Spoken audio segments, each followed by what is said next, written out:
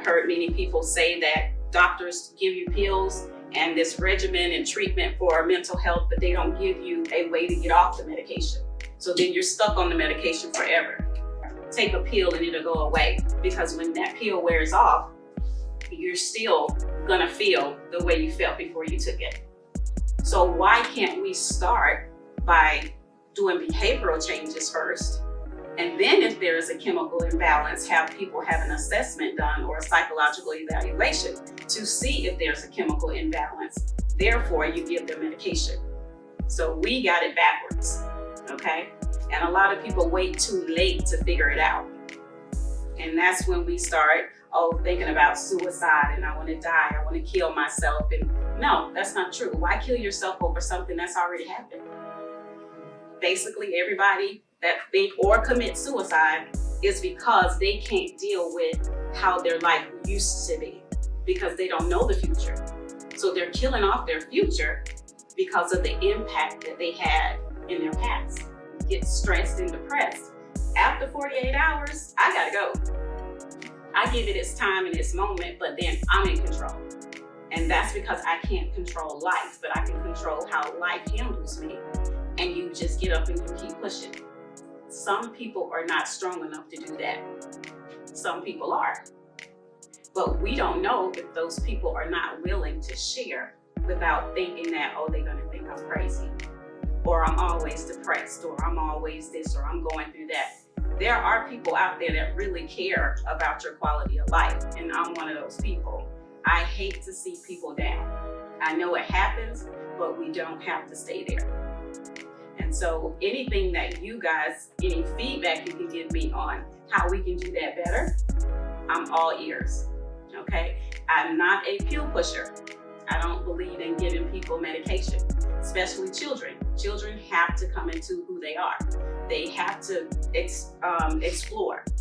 They have to exhibit certain behaviors so we'll know how to correct them. But if we give them pills because we're too tired to deal with them, because we're tired from work, that's not helping that child. It's really stopping that child from experiencing life, getting in trouble, banging their head, staying up all night on sugar and crashing. That doesn't mean you have a bad kid.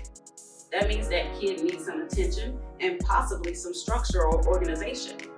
And so the parent pushed pills on their children to give them a peace of mind. But at the end of the day, the reason they did that is because the parent don't have a peace about it. Well, I actually enjoyed myself today. I really feel like it was a safe and comfortable environment. I appreciate how she made everyone feel comfortable in regards to letting them lead the discussions versus her giving us the discussions. I also think it was beneficial because everyone that did participate felt like it was a safe place. Everyone was supportive of each other, and it just really feels comfortable to want to be inviting and to come back. I am Dr. Taditza Dennis Jackson, and it's been a pleasure this evening to spend some time with the focus group for Dr. Marilyn Wiley. Therapy is so tremendously important to each and every one of us as we are walking through this life and walking on our path.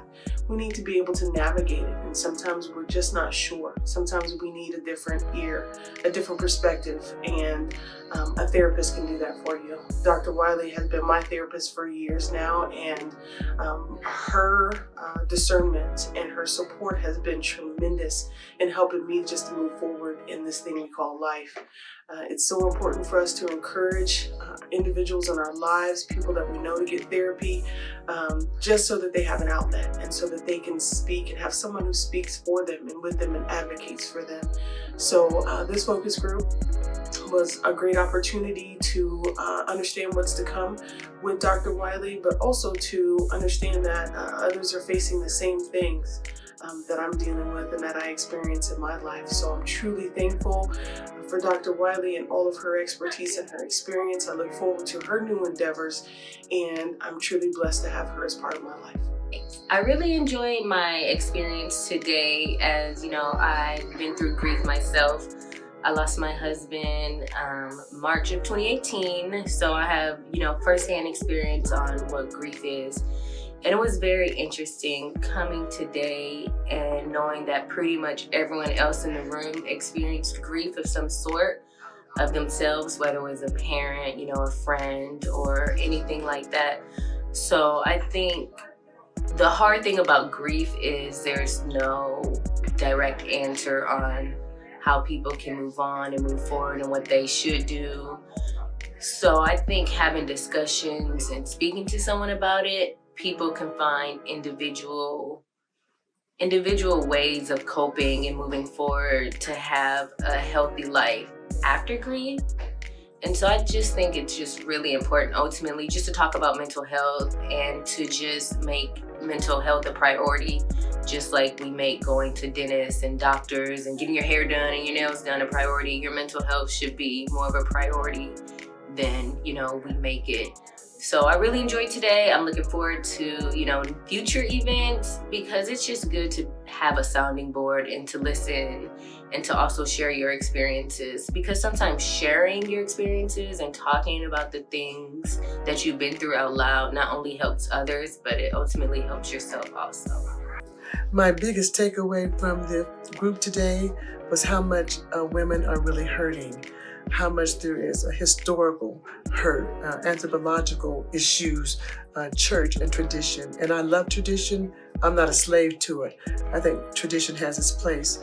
How we are we're sidetracked by our religious understandings. I won't even say beliefs, because we don't believe most of the stuff we hear, but we adhere to it because our mama said it and grandma said it and the pastor said it, but we never go out and figure it out and delve into ourselves so that we can get some healing and some comfort and a body of knowledge for ourselves so that we can make decisions, not only what we do and what we hear, but who we hear it from. You have to be, you have to look at the vessel, and it's biblical. The things we're hearing from the Bible, that this is wrong, that's bad, you have to read for yourself. You're accountable. It says to hold yourself accountable and study and read for yourself and pray and fast and all the other spiritual disciplines. And then you have to take care of yourself. We're mothers, we're daughters, we're sisters, we're wives, we're employees. We have so many roles that women have to play. And it's hard being a woman. We're supposed to be pretty and small and smart and good wives and good cooks, and nobody takes care of us. And then we commit, to me, the ultimate sin of not taking care of ourselves. And you never should be led astray by other people's opinion of you. What they say or think about you does not make it true. And so you have to own your own truth. And I think that we need therapy, we need therapists, we need psychologists. God put all this knowledge in the earth for us to use and utilize for us to have a good spiritual walk and an earthly walk. And we can't do it by ourselves. We can't do it by ourselves. I feel wonderful. This was a great event. People came out and supported. I felt it was a warm environment. I felt it was their safe environment. I wasn't nervous. I felt at home, and we discussed things that plague women from years back to now, and how they want to grow, they want to learn, they want to be better. And because of that, it makes me feel like I gotta go even harder for people to understand that it's okay to address mental health and to get help.